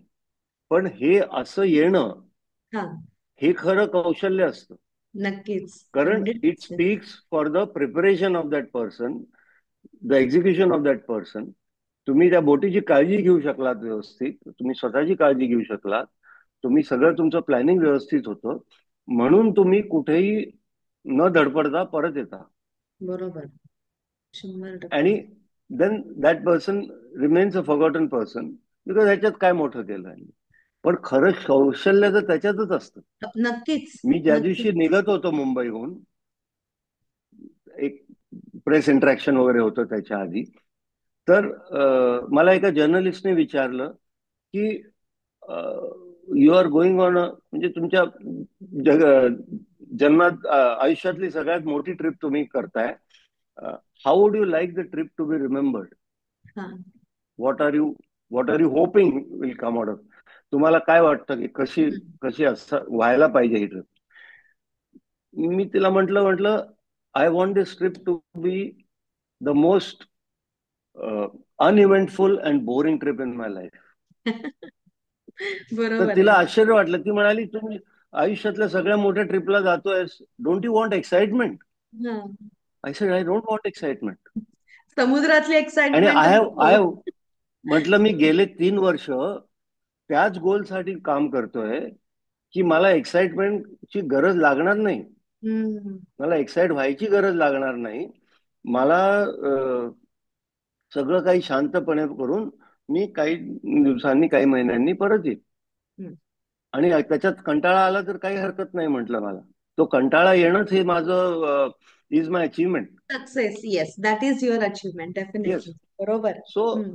So it is like this. So there are people who sail round the world हा. And do it very well, hmm. And no one hears of them. बरोबर. ब्रेकिंग न्यूज बनत नाही, त्यामुळे हो, अननोन राहतात. हो. पण खरं पण खरी जेव्हा तुम्ही गोष्ट. ते स्वतः करत असता, you don't want to be a breaking news. Definitely, बरोबर आहे. You don't आयुष्याचं. even you don't care you don't care even if your name is not mentioned in that news channel. Correct. आणि पण असं म्हणजे अशा घटना घडल्या का की वादळ आलं किंवा. घडतात घटना, हा. वादळ आलं, हवा खराब होते, बोटीवर काही तुटतं, आणि हे प्रत्येक लेग मध्येच झालं. हम्म. माझं स्टेअरिंग तुटलं, त्याला रिपेअर करायला लागलं. जवळजवळ तेव्हा 8-9 मीटर्सच्या लाटा होत्या समुद्रात, जवळजवळ 50-60 नॉट, म्हणजे 100 किलोमीटरच्या वर वारे वाहत होते. आणि अशा परिस्थितीत जर तुमचं स्टेअरिंग नाही बोटीला म्हटलं, तर ते जीवावरच येतं एकदम. हो. पण तेव्हा बोटीत अवजारं होती, मला बोटीबद्दल माहिती होती व्यवस्थित. तर काहीतरी फर्स्ट एड रिपेअर्स करून, कसं तरी करून तिला परत लावलं, वाटेवर. आणि असं करत आम्ही दोघांनी तो समुद्र पार केला. तर अशा गोष्टी आहेत, भरपूर झालेल्या आहेत तशा. आय मीन, जर बऱ्याच वेळा अशा परिस्थितीमध्ये तुम्हाला वाटतं की तुम्ही कुठून फसला त्याच्यात. हम्म. तुम्ही स्वतःला अगदी एक्झॅक्टली. प्रॉमिस करता की पुढच्या बंदरात जाऊन मी उतरणार आहे बोटीवरनं, मी नाही आता सेलिंग करणार, दॅट इज इनफ, हिमालयात हा. घर घेऊन राहणार म्हणून. पण मग हवा पण चांगली होते, समुद्र जरा शांत होतो, तुम्ही काहीतरी छान जेवायला वगैरे बनवता, एखादा छान सूर्यास्त बघता, आणि मग असं वाटतं की नाही, छान चाललंय, चालू द्या असं. अशी काही चॅलेंजेस असतात का की जे तुम्ही सांगाल नाही की जर कोणाला असा प्रवास करायचा असेल तर अशी काही चॅलेंज, कारण तुम्ही ट्रेनिंग पण देता, तर अशी काही चॅलेंजेस की जी तुम्ही ज्याच्यावर तुम्ही लक्ष ठेवायला पाहिजे किंवा लक्षात घ्यायला पाहिजेत. चॅलेंजेस प्रवासात तर भरपूर असतात. पण एक मुळात, जसं मी सगळ्यांनाच म्हणत असतो, की ती बोट जर चांगली असेल तर तुम्हाला ती घेऊन जाईल. हम्म. त्या बोटीत काही बिघाड झाला आणि तो तुम्हाला जर रिपेअर नाही करता आला तर मोठा प्रॉब्लेम येऊ शकतो. बरोबर. त्याच्यानंतर हवामान खराब होऊ शकतं. हम्म. जसं आता एक सर रॉबिन नॉक्स जॉन्स्टन म्हणून गृहस्थ आहेत, जे आता जवळजवळ 86 वर्षाचे आहेत. ते जगातले पहिले आहे, पहिला सागर माणूस आहे परीकर. तो, ज्यांनी पृथ्वी प्रदक्षिणा केली कुठेही न थांबता, 312 बर. दिवसात, 1968 साली. बर. राईट. सो आणि ती बोट त्यांनी मुंबईत बांधली होती हा. 63 ते 65 मध्ये. तर ते घरी आले होते, बोलत होते. आणि माझ्या आईने त्यांना प्रश्न विचारला ऍक्च्युली, की तुम्ही जे, जसं तुमच्या लिहिण्यात येतं, बोलण्यात येतं, की तुम्ही सगळं काही असं सोपं करून दाखवता म्हणून, असं काही जास्ती ज्या डिफिकल्टीज आल्या त्याचा तुम्ही बाऊ करत नाही. तर वेदर वगैरे, जसं तुम्ही प्रश्न विचारलात, की हवामान खराब झालं तर कसं तुम्ही त्याच्याशी डील करता, तर त्यांचं छान उत्तर होतं. ते म्हणाले, पहिल्यांदा जेव्हा वादळ येतं तर असं वाटतं की आता झालं, संपलं, आपण काही वाचत नाही ह्याच्यातनं. हम्म. पण म्हणे तुम्ही कसं तरी करून त्या बोटीला सांभाळता आणि दुसरा दिवस उजाडतो आणि तुम्ही तुम्ही चालत असता आणि वादळ जातं, पण तुम्ही सेल करत राहता म्हणून. म्हणजे दुसऱ्यांदा येतं तर तुम्ही विचार करता की नाही, अरे मागच्या वेळेस तर वाचलो, आता यावेळेस पण वाचेन म्हणून. तिसऱ्यांदा येतं, आता मागच्या 2 वेळेस वाचलो, आता काही हरकत नाही, आता तुमचा कॉन्फिडन्स वाढत जातो. म्हणजे जेव्हा 10व्यांदा येतं तेव्हा तुम्ही म्हणता की अरे आणखीन एक वादळ आलं, आता आज मला, किंवा पुढचे 2 दिवस मला गरम जेवण बनवता नाही येणार. पण म्हणे ती जी 10वी स्टेज असते, की त्या वादळाची सवय व्हायला, हम्म. ती 10वी स्टेज पोहोचायला तुम्हाला त्या पहिल्या 10 स्टेज मधनं जायला लागतं. जावं लागतं. त्या हम्म. स्टेजवर तुम्ही एकदम पोहोचू शकत नाही. हम्म. हम्म. आणि तो जो एक्सपिरियन्स असतो तो तुम्हाला सेल करूनच मिळतो. हम्म. तो तुम्हाला कुठलीही पुस्तकं किंवा पुस्तकं. युट्यूब व्हिडिओ वाचून बघून मिळत नाही. तर Correct. त्यामुळे समुद्रात जाणं, आणि प्रत्येक वेळेस जेव्हा तुम्ही जाता तर ती काहीतरी नवीन चॅलेंजेस असतात, नवीन हम्म. डिफिकल्टीज असतात. अ, किंवा तेवढेच सुंदर नवीन सनरायझेस असतात, सनसेट्स असतात, मासे येतात. So every experience is different. आणि द बरोबर. More you do those experiences, the more you get confident. शेवटी काय असतं, समुद्र एवढा मोठा आहे आणि एवढी त्याची पॉवर आहे की तुम्ही त्याच्यावर मात करू शकत नाही. अ, तुम्ही त्याच्याबरोबर राहायला शिकू शकता. हम्म. हम्म. त्याच्याबरोबर कसं राहायचं ते तुम्ही शिकू शकता. आणि समुद्राला काही माणूस बाई कळत नाही. It is gender agnostic, it does not understand, it only respects your competence. Hmm. जर हम्म. तुमच्यात कॉम्पिटन्स असेल तर तर तो तुम्ही तुम्हाला राहू देईल त्याच्याबरोबर.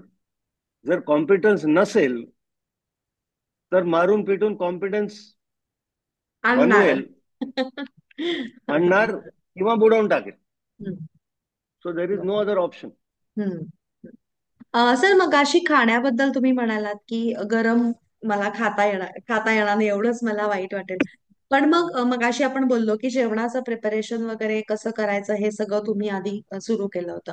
पण मग म्हणजे त्याच्यामध्ये काय काय तुम्ही सांगाल की अ, जे तुम्ही प्रिझर्व्ह करायचं ते तर तुम्ही फूड केलंच होतं.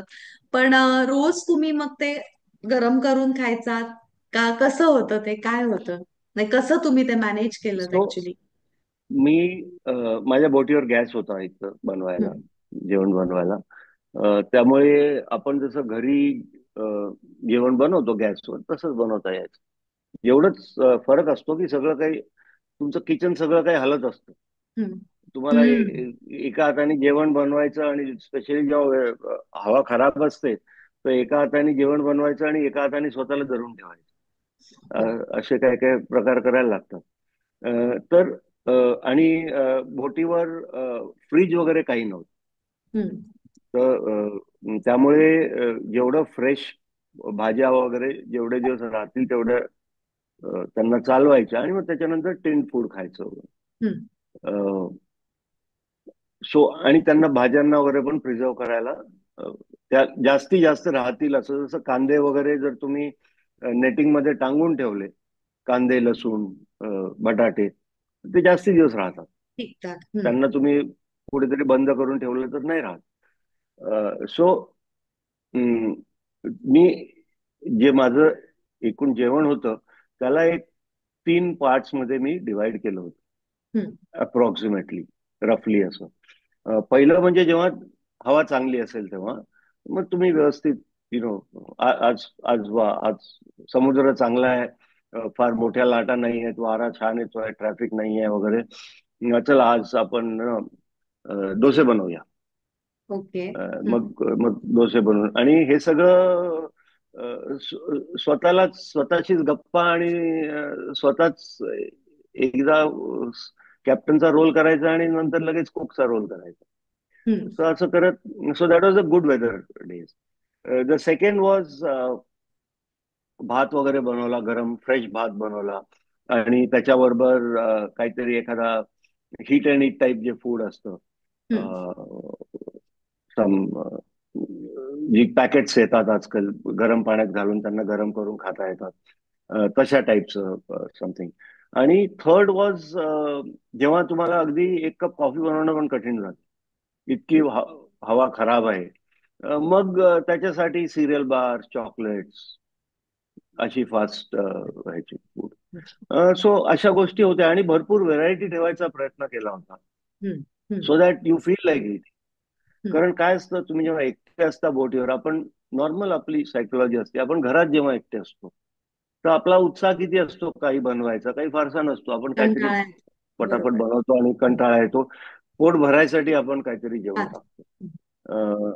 बरं, ते त्याच्यातच समजा तुम्हाला सांगितलं की तुमचं किचन सारखं हलत राहणार आहे, तुम्हाला एका हाताने कुठेतरी लटकून उभं राहायला लागणार आहे आणि मग बनवायला लागणार आहे दुसऱ्या हाताने, उत्साह आणखीनच कमी होणार. आणि त्याच्यात तुम्ही दमलेले असाल, ओले असाल, थंडी वाजत असेल, सो उत्साह आणखीन कमी होणार. पण हम्म. म्हणून मग जर खाल्लं नाही तुम्ही तर मग तुमची ताकद कमी होते. हम्म. ताकद कमी झाली की मग आणखीन जेवण बनवायचा उत्साह आणखीन कमी होतो. आणि मग असं करत you can reach a very dangerous level, जेव्हा तुमच्या शरीरात काम करायचीच ताकद राहणार नाही. त्यामुळे हे भान ठेवायला लागतं की यू शुड बी वेल फेड. करेक्ट. स्वतःचं भान ठेवायला लागतं की व्यवस्थित खाल्लं पाहिजे, न्यूट्रिशन व्यवस्थित असायला पाहिजे. सारखं सारखं मॅगी नूडल्स बनवून चालत नाही. तुम्हाला बरोबर. व्यवस्थित पौष्टिक जेवण खात राहायला पाहिजे. आणि हे करायचं मग तुम्ही मग स्वतःलाच थोडं एंटरटेन करण्यासाठी, चला आज आपण मोठं पार्टी करूया. मग आज डोसे बनवले, मग किती डोसे खाणार, सकाळी खाल्ले, आता संध्याकाळी मग त्याच्यावर थोडं चीज ग्रेट करून हे केलं. कधी लोणच्या बरोबर खाल्ले, कधी चटणी बरोबर खाल्ले, कधी सॉस बरोबर खाल्ले. So you can keep doing those sort of things. It is like it being, I mean, not very different from what is it being on land. Okay. एक बोट आहे आणि अथांग समुद्र पसरलाय, दूर दूर पर्यंत काहीही पाण्याव्यतिरिक्त आणि आकाश या पलीकडे काहीही दृष्टीस पडणार नाही. अशा वेळेस मेंटली की कधीतरी असं झालं असेल ना की मला कंटाळा आलाय, मला कोणीतरी पाहिजे आता बरोबर, मग अशा वेळेस तुम्ही काय करायचं? नाही, बोट असते ना, बरोबर बोट असते तुमची, तिच्याबरोबर तुम्ही गप्पा मारता. हा, तिला सो मी स्वीट. लाकडाचे लिटरली ओंडके आणलेले पाहिलेत यार्ड मध्ये, आणि मग रत्नाकरने तिला एवढी छान बोट बनवली. तर मी खूप गप्पा सोबती. मारायचो आणि बोटीच्या बरोबर गप्पा सोबती खूप छान असतं. तिला तुम्ही काही बोला, ती बिचारी उलट उत्तर देत नाही. राग आला तर तुम्ही ओरडून बोलायचं तिला, ती रुसत नाही. आणि छान चाललेली असते तेव्हा प्रेमाने बोलला तर ती हो म्हणते, छान डुलत राहते. सो बोट असते. परत त्याच्याबरोबर इतर गोष्टी पण असतात. पुस्तकं नेली होती बरोबर, हम्म. हम्म. व्हिडिओज होते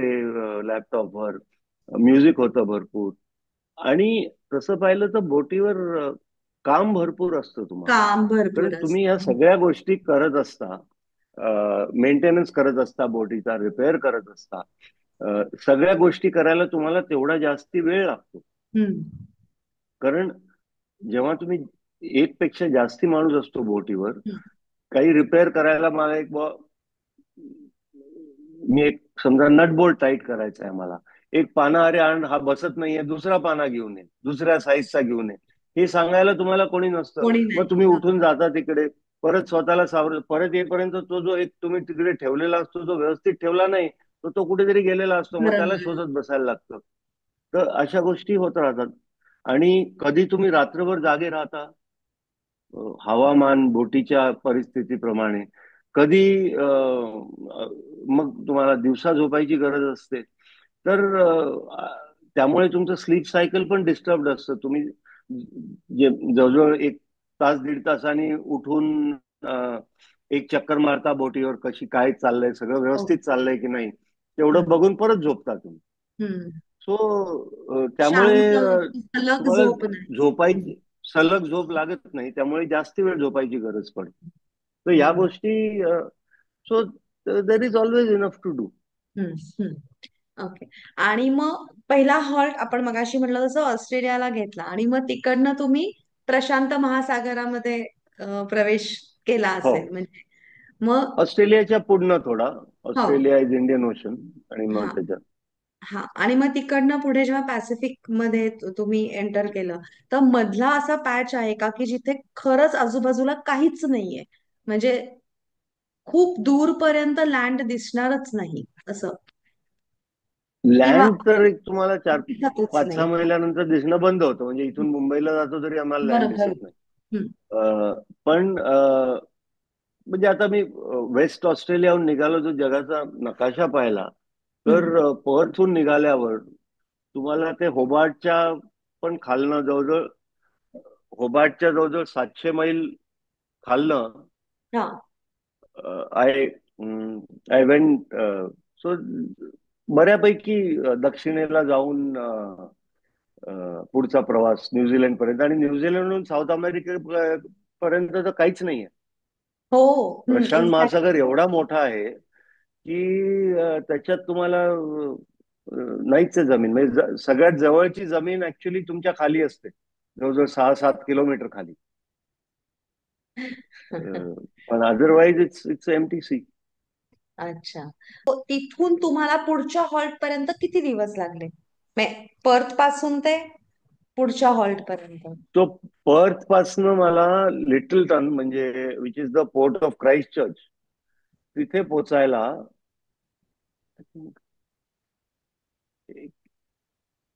19 किंवा 21 दिवस लागले असतील. अच्छा. अच्छा. 19 ते 21 दिवस. अच्छा. आणि मग तिकडे थांबलो, लिटल टनला थांबलो जवळजवळ 2.5 आठवडे, हम्म. न्यूझीलंडच्या साऊथ आयलंडला. आणि मग तिथून परत पोर्ट स्टॅनली फॉकलंड्सला पोहोचायला हम्म. जवळजवळ आय थिंक जवळजवळ महिना लागला, 34 अच्छा. 35 दिवस. अच्छा. ओके. आणि मग तिथनं पुढचा हॉल्ट कसा तिथनं होता? केपटाऊन. अच्छा. केपटाऊन हम्म. त्याला जवळजवळ एक मला वाटतं 23-25 दिवस काहीतरी लागले. अच्छा. मग तिथे तुम्ही लँड वरती एक साधारण 1 ते 2 आठवडे आराम करायचा, म्हणजे तिथे तुम्ही तो हॉल्ट थोडा नाही, अ, मी दोन माझे मोठे स्टॉप्स होते, hmm. Perth and that is Fremantle and Cape Town. अच्छा. तिकडे मी जवळजवळ महिनाभर होतो. अच्छा. आणि जे दोन छोटे हॉल्ट्स होते, विच वॉज हा. लिटलटन इन न्यूझीलंड आणि Port Stanley in Falklands, they were for about 2.5 weeks, अच्छा. 2 अडीच आठवडे. आणि मग तिकडनं पण केपटाऊन तिकडे जाऊन म्हणजे मग मुळात आरामपेक्षा बोट बोटीची निगा राखा. बोटीची बोटीत निगा. काही प्रॉब्लेम झाले असतील, काही गोष्टी तुम्हाला समुद्रात एकट्याला करता येत नाहीत, रिपेअर हम्म. करायच्या असतील वगैरे, मग त्या जर चालवत चालवत कशी तरी तुम्ही त्या बंदरापर्यंत नेली, मग हम्म. तिकडे तिला ते सगळं रिपेअर करून घ्यायचं. हम्म. आणि बोटीची म्हणजे in the order of priority and importance, बोटीची निगा राखायची हम्म. आणि स्वतःची निगा राखायची. बरोबर. आणि कारण ह्याच्यात ते 2 आठवडे 4 आठवडे सहज निघून जातात. अच्छा, ओके. असं कधी झालं का की तुमचा टोटली कॉन्टॅक्टच तुटला लँडवरती? असं कधी झालं? अ सागर परिक्रमेत नाही झालं. अच्छा. एकदा अ, त्याच्या आधी आम्ही कोलंबोला जेव्हा जात होतो अभिलाष आणि मी, हो. तेव्हा एक रात्रीसाठी पुरा कॉन्टॅक्ट तुटला होता. But that that was not a technical reason. That was I would call it bureaucratic bungling. Sorry. कोणीतरी आम्हाला प्रीपेड प्लॅन दिला होता. अच्छा. फोनचा कॉल असतो तसा, अँड हम्म. The balance ran out.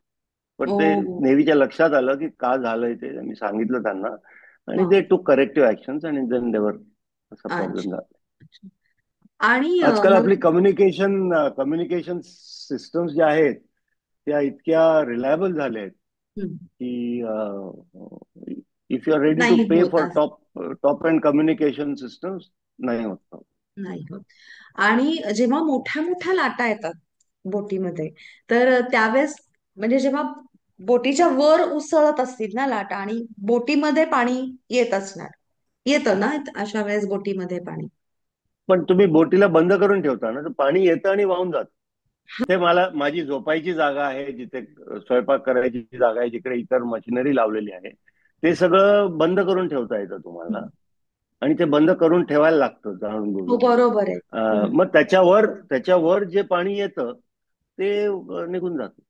अच्छा, ओके. त्या बोटीचं डिझाईनच असं केलेलं आहे की इट इज एक्सपेक्टेड की पाणी येणार. येणारच. लाटा येणार, लाटा फुटणार तुमच्यावर, हे धरून चालूनच त्याचं डिझाईन केलेलं असतं. डिझाईन केलेलं. ओके. अच्छा. मग या सगळ्या प्रवासामध्ये सर तुम्हाला कोणकोणते समुद्री प्राणी किंवा पक्षी असे तुम्हाला काय अनुभव आले त्याबद्दल? म्हणजे कोणकोणते दिसले तुम्हाला? वेल, डॉल्फिन? वेल्स दिसले, हा. डॉल्फिन्स भरपूर दिसले. हम्म. म्हणजे जवळजवळ it was almost daily occurrence. भरपूर. नंतर साऊथ आफ्रिकेच्या जवळ सील्स दिसले. बर. हम्म. साऊथ आफ्रिका आणि फॉकलंडच्या जवळ. अ, पक्षी आणि जसं एक व्हिडिओ आहे माझ्याकडे, तो एक सीलचं पिल्लू, इट स्टार्टेड चेजिंग मी. हा. बोट चालली होती 5-6 हा. नॉट्सला, आणि ते असं मागे बोटीच्या मागे पोहत पोहत यायचं आणि जवळ यायचं बोटीच्या, आणि हा. मग वरून उगून बघायचं, आणि it would make eye contact, and as the boat moved ahead it would again start swimming and coming. Lovely okay. Experience. पुरी वेल्सची फॅमिली एकदा दिसली होती. अच्छा. ओके. नंतर पक्षी दिसतात, स्पेशली फ्लाइंग फिश. आपल्या ट्रॉपिक्स मध्ये फ्लाइंग फिश बऱ्याच वेळा, जवळजवळ कधी कधी हवामान वगैरे खराब असेल तर रात्री जरा पाण्या पाणी पाण्याच्या लाटावरनं गेल्या बोटीवरनं, हा. तर जवळजवळ 7-7, 8-8 फ्लाइंग फिश तुम्हाला मेलेली अच्छा. सापडतात डेकवर. अच्छा. एकदा एक जिवंत फ्लाइंग फिश येऊन त्यांनी एक धडक पण मारली होती मला. I manage to actually pick it up and throw it back before it died. Squids येतात बोटीवर, जेव्हा पाणी बोटीवरनं जातं तेव्हा. हम्म. हम्म. आणि पक्षी अल्बेट्रॉसेस आणि जे सदर्न हेमिस्फिअर मध्ये जास्ती दिसतात, थंड अच्छा. प्रदेशांमध्ये. हम्म. ते हम्म. मात्र अगदी दिवसेंदिवस तुमच्या बरोबर असतात. मागे कंटिन्युअस घिरट्या घालत असतात, आणि सोबत तीस असल्यासारखं. तीस तीस तीस तीस तीस 40-40 नॉटच्या हवेत सुद्धा अगदी छानपणे फिरत असतात. अगदी एकही पंख फ्लॅप नाही करत, पंख हलवत नाहीत, काही नाही, ते जस्ट हो. ग्लाइड करत राहतात. येस. अल्बेट्रॉसेस बद्दल असं वाचलंय की ते कधी कधी 2-2, 3-3 वर्ष सुद्धा ते समुद्रातच राहतात. हम्म. फक्त अंडी द्यायला जमिनीवर येतात, अच्छा. बाकीचा सगळा वेळ समुद्रात घालवतात. हम्म. हम्म. तर हे वाईल्ड अल्बेट्रॉस. लाईफ या दिसत राहतो. अच्छा. मग व्हेलची फॅमिली दिसली होती, म्हणजे मोठा ब्लू व्हेल? नाही, it must have been a southern right whale. मला इकडे this was between Bombay and Australia actually. अच्छा. ह्याच्यामध्ये दिसला होता, आणि मग त्याच्याबद्दल वाचलं तर हे सदर्न राईट व्हेल्स म्हणून जी असते त्यांची टाईप ऑफ हम्म. व्हेल्स, हम्म. ते नॉर्मली म्हणजे जो आपली थंडी किंवा सदर्न हेमिस्फिअर मधला उन्हाळा, हम्म. तेव्हा ते नॉर्थ हेमिस्फिअर मधनं साऊथ हेमिस्फिअर मध्ये जातात. बिकॉज अच्छा. तिकडे it gets warmer, there is more feeding there. आणि हम्म. आणि मग पिल्लं द्यायला ते ऑस्ट्रेलियाच्या किनाऱ्याजवळ आहे, अच्छा. नॉर्दर्न हेमिस्फिअर मध्ये. हम्म. तर मी जेव्हा जात होतो तर साधारण सप्टेंबरचा महिना होता. तर त्यामुळे त्यांचं पण मायग्रेशन चालू होतं बहुतेक, going south. Hmm. So that is how I saw the whole family. जवळजवळ मला वाटतं एक 7-8 जरी असतील. येत असावे. वेगवेगळ्या साईजचे पिल्लं होती त्यांची, हा. बरोबर सगळं काही. आणि मग तुम्ही किती तारखेला पुन्हा मुंबईच्याच किनाऱ्यावरती तुम्ही परत आलात ना? मुंबईलाच, हो. मी मुंबईच्याच 15. 19 ऑगस्ट 2009 ला निघालो. हम्म. आणि 19 मे 2010 ला मी मुंबईला परत आलो. अच्छा. आणि मग तिकडे जंगी स्वागत वगैरे झालं? ऍक्च्युली नाही, कारण काय झालं होतं की त्याच्या आधी नेव्हीने 16 मे ची डेट दिली होती. बर. आणि राष्ट्रपती येणार होते रिसीव्ह हा. करायला. हम्म. पण मला वारा व्यवस्थित नाही मिळाला आणि ते वगैरे. सो म्हणजे थोडा उशीर झाला. हम्म. मग हम्म. त्यामुळे मग राष्ट्रपतींची डेट चुकली. मग अच्छा. उपराष्ट्रपती म्हणाले की हमीद अन्सारी, ते हा. म्हणाले की मी येईन त्याला रिसीव्ह करायला. तर मग त्यांना आता नेव्हीने थोडं बफर देऊन त्यांना 22 मे ची डेट दिली. अच्छा. हम्म. आणि हम्म. ती डेट दिल्यावर ऍज युजली हॅपन्स, जरा वारा चांगला मिळायला लागला आणि आणि असं दिसायला लागलं की मी जरा लवकरच पोहोचेन म्हणून. तर म्हणून मी 18च्या मध्यरात्री, ऍक्च्युली मध्यरात्रीनंतर म्हणून 19 तारीख, हम्म. जवळजवळ 12:30-1च्या सुमारास मी मुंबईत पोहोचलो. आणि मग काही पब्लिसिटी नाही केली मुद्दाम नेव्हीने. अगदी फारच म्हणजे एक नेव्हीचे सगळे ऍडमिरल्स आणि माय क्लोज फॅमिली, हम्म. एवढेच लोक फक्त तिकडे मला रिसीव्ह करायला होते. अच्छा. आणि ऑफकोर्स त्याच्यानंतर I was taken, sort of told not to meet with the press and all. आणि हम्म. मग 22 तारखेला सकाळी लवकर उठून 4 वाजता उठून मी बोट परत बाहेर घेऊन गेलो. आणि मग तेव्हा ते सेरेमोनियल पुरं अच्छा. वेलकम वगैरे झाला by the hmm. Vice president. Hmm. अच्छा. So okay. That was officially, I mean they gave that. आणि सांगितलं मी, म्हणजे हमीद अन्सारींना जेव्हा भेटलो त्यांना म्हटलं की म्हटलं असं असं झालं म्हणून. तर म्हणे हम्म. काय हरकत नाही, मी आठवडाभर थांबलो असतो तुझ्यासाठी. He is very nice. हा. ओके. मग आता ह्या सगळं जो काही तुमचा प्रवास आहे याच्यामध्ये तुमची समुद्राबरोबर खूपच जवळीक निर्माण झाली असेल. तुम्हाला एक्झॅक्टली काय भावना आहे समुद्राबद्दल? मला वाटतं समुद्र, एकतर जेव्हा तुम्ही स्पेशली जसं प्रशांत महासागरात वगैरे असता, दिवसच्या दिवस, आठवड्याच्या आठवडे नुसतं एक पाण्याचं वर्तुळ आणि वर आकाश, आणि त्याच्या छटा बदलत असतात, दर तासाने लिटरली बदलत असतात. पण ते सगळं पाहिल्यावर, किंवा त्या मोठ्या मोठ्या लाटा, 8-8, 9-9 मीटरच्या लाटा पाहिल्यावर, आणि असं पाहिल्यावर असं वाटतं की तो फारच मोठा आहे आणि ती एक मोठी शक्ती आहे. आणि त्या मनाने आपण खूपच क्षुल्लक आहोत. हम्म. त्यामुळे हम्म. आपण या फारच छोट्या छोट्या गोष्टींबद्दल उगीच जीवाला त्रास करून घेत असतो किंवा दुसऱ्यांना त्रास करत असतो. त्या निसर्गाला तुमची काही पडलेली नसते. आणि तुम्ही त्यामुळे म्हणजे मी बऱ्याच वेळा लोकांना ऍक्च्युली थांबवतो जेव्हा ते म्हणायला लागतात की I conquered the 7 seas and all. I said I don't, you can't conquer the sea, you can only learn to live with it. Hmm. तुम्ही वाव. तुमच्याशी त्याच्याशी कसं राहायचं हे तुम्ही, आणि तो तुम्हाला राहू देतो. हम्म. कारण इट इट रेकग्नाइजेस ओनली कॉम्पिटन्स. हम्म. तुमच्यात हम्म. जर ती कुवत असेल तर तुम्ही त्याच्याबरोबर राहू शकाल. जर नसेल तर समुद्र तुम्हाला मारून पिटून ती कुवत तुमच्यात आणेल. आणि ती जर तुम्ही बनवायचीच नाही असं ठरवलं तर तो तुम्हाला बुडवून टाकेल. त्यामुळे इट इज नॉट, दयामाया नाही. इट इज दयामाया नाही. पण त्याचबरोबर त्याची फार भीती वाटणं पण बरोबर नाही. कारण तुमच्यात जर ती कॉम्पिटन्स असेल, तर तो तुम्हाला राहू देईल बरोबर.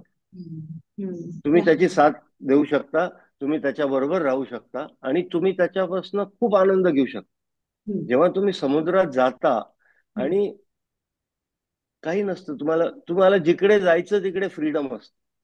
ते जे एक ते जे एक फ्रीडम असतं ते तुम्हाला जमिनीवर अ, नाही मिळू शकत तुम्हाला, म्हणजे यू कांट एक्सपिरियन्स इट. बरोबर. किंवा जेव्हा जाता तुम्ही आणि तुम्ही म्हणता की आज मला कोणाशी बोलायचं नाही, तुम्ही तुमची रेडिओ इक्विपमेंट बंद करून टाकता आणि कोणीही तुम्हाला इवन आजच्या जगात सुद्धा तुमच्याशी संबंध ठेवू शकत नाही. बरोबर. तुम्ही तुमच्याच दुनियेत असता, तुमची छोटी बोट असते, ती तुमची दुनिया होते आणि ती बोट तुम्ही तुमच्या बरोबर तुमची पार्टनर म्हणून चालत असता. चालत असते. त्यामुळे it is a very nice experience. I would say, I feel it is a very nice experience. It can be, हो, सी सिकनेस होतो कधी कधी, मग त्याची सवय होऊन जाते. हम्म. आणि आता म्हणजे अजूनही तुम्ही सेलिंगला जाता? हो, तो आता हे सगळं अशी मी बऱ्याच लोकांनी विचारलं, म्हणजे माझे एक्सपिरियन्सेस ऐकले किंवा लेक्चर्सला दिली वगैरे, तर मला बरीच लोक येऊन विचारायची की हे सगळं तुम्ही सांगितलं, आम्हाला पटलं की समुद्रात जाऊन बघायला पाहिजे, अनुभवायला पाहिजे, त्यांनी खूप काही मिळू शकेल, आपल्याला खूप आनंद मिळू शकेल, पण आता आम्ही कसं करायचं हे? आणि ह्याच्यावर मला उत्तर नव्हतं आपल्या देशात तरी. हा. कारण बाहेरच्या देशांमध्ये अशा शिडाच्या बोटी भरपूर उपलब्ध असतात, त्या तुम्ही घेऊन बाहेर जाऊ शकता, सेलिंग करू शकता, and you can pay for it and go for it. आपल्या देशात आतापर्यंत गेल्या 5-6 वर्षापर्यंत तरी असा अनुभव घ्यायला, जमिनीपासून दूर भर समुद्रात जाऊन काही दिवस सेल करायची सोय नव्हती फॉर सिव्हिलियन्स. हा. तुम्ही मिलिटरीत असाल, नेव्हीत असाल, आर्मीत तर असाल तर बरोबर. ते जमायचं. पण otherwise for civilians the facility was not available. So म्हणून 2018 मध्ये मी एक 40 फुटाची बोट विकत घेतली. बर. रत्नाकर दांडेकरांनीच बनवली ती त्यांच्याच यार्डमध्ये. महादेवीची छोटी बहीण म्हणता येईल तिला. महादेवी 56 फुटाची होती, 40 फुटाची. अच्छा. डिझायनर सेम आहे. सो आणि मग तिला आम्ही डीजी शिपिंग कडनं रजिस्टर करून घेतली. म्हणजे असं लक्षात आलं की आपल्या देशातली ही पहिली आणि एकमेव बोट आहे जी अशा ह्या कॅटेगरी खाली रजिस्टर्ड आहे, जिला तुम्ही जगात कुठेही घेऊन जाऊ शकता बर. सेल करायला. सो आता हा अनुभव जो असतो समुद्रात जायचा, भर समुद्रात जायचा, हा अनुभव आम्ही म्हटलं की आता ज्यांना पण हवा असेल ते आमच्या बरोबर येऊ येऊ शकते. शकतो. हा. त्यासाठी तुम्हाला काही वेगळं ट्रेनिंगची गरज नाही. आमच्या बरोबर येतात लोक, सेल करतात. अच्छा. आम्ही Goa Mumbai is very common. कधी अच्छा. गोवा देवगड, कधी कारवार, कधी 2 ट्रिप्स आतापर्यंत आम्ही मालदीवला केल्या आहेत. बर. गोव्याहून मालदीव्स आणि बॅक एक लक्षद्वीपला केली आहे. तर अशा ट्रिप्स आम्ही करतो आणि अच्छा. आम्ही लोकांना चान्स देतो की तुम्हाला जर करायचं असेल तर जरूर या आमच्या बरोबर. बर. आणि 99% ऑफ जे लोक येतात आमच्या बरोबर ते कधी सेल केलेलं नसतं त्यांनी. त्यांना सेलिंगचा अनुभव नसतो, बऱ्याच जणांना समुद्र यायचा पण अनुभव नसतो, पण कुतूहल असतं आणि काहीतरी नवीन करून करायची इच्छा असते. इच्छा असते. बरोबर. तेवढं पुरे असतं आम्हाला. हम्म. मग बोटीवर येतात तर मग आम्ही हळूहळू त्यांना शिकवत जातो, हा. जेवढं ज्यांना शिकवायचं असेल त्याप्रमाणे. बोट कशी चालवायची, शिडं कशी ऍडजस्ट करायची, लावायची कशी, हलत्या बोटीत जेवण कसं बनवायचं, हम्म. रात्री वॉच कशी ठेवायची, दुसऱ्या बोटीवर जाऊन धडकणार नाही याची काळजी हो. कशी घ्यायची, हम्म. नॅव्हिगेशन कसं करायचं, या सगळ्या गोष्टी ज्याला जितकं शिकायचं असतं तेवढे आमच्या त्या काही दिवसांच्या प्रवासात आम्ही त्यांना शिकू. शिकवतो, जर बर. इच्छा असेल तर. नाहीतर काही काही लोक नुसतेच बसतात आणि स्टार गेजिंग करतात आणि त्याचा आनंद घेतात. अच्छा. So that is what I we do अच्छा. दीज अच्छा. डेज. ओके. वाव. सर, खूप मस्त वाटलं तुमच्या बरोबर बोलून आणि हे सगळे थ्रिलिंग एक्सपिरियन्सेस तुमचे ऐकून. आणि खरंच कुणाला जर असा अनुभव, आता तुम्ही सगळ्यांनी ऐकलं, पण असा अनुभव घ्यायचा असेल तर नक्की गोव्याला या. आणि सरांना कॉन्टॅक्ट करा आणि तुम्ही सेलिंगला त्यांच्या बरोबर जाऊ शकता. थँक्यू सर, तुम्ही आज इथे वेळ काढून आलात त्याबद्दल आणि तुमचे सगळे एक्सपिरियन्सेस इथे छान शेअर केलेत तुम्ही. खूप इंटरेस्टिंग, खूप मजा आली पॉडकास्टला. Thank you so much. Thank you for calling me. आणि कधीतरी भेटू आमच्या अंतरा येस बोटीवर. येस, नक्की मी येणार शिपवर, बोटीवरती बघायला. जरूर नक्की आपण जरूर. तिथे आणि असे तिथले पोहायला येत नसेल तर काही चिंता नाही करायची त्याची. आम्ही पडू देत नाही पाण्यात माणसांना. नक्की नक्की, yes. Okay, thank you so much. Okay, bye bye.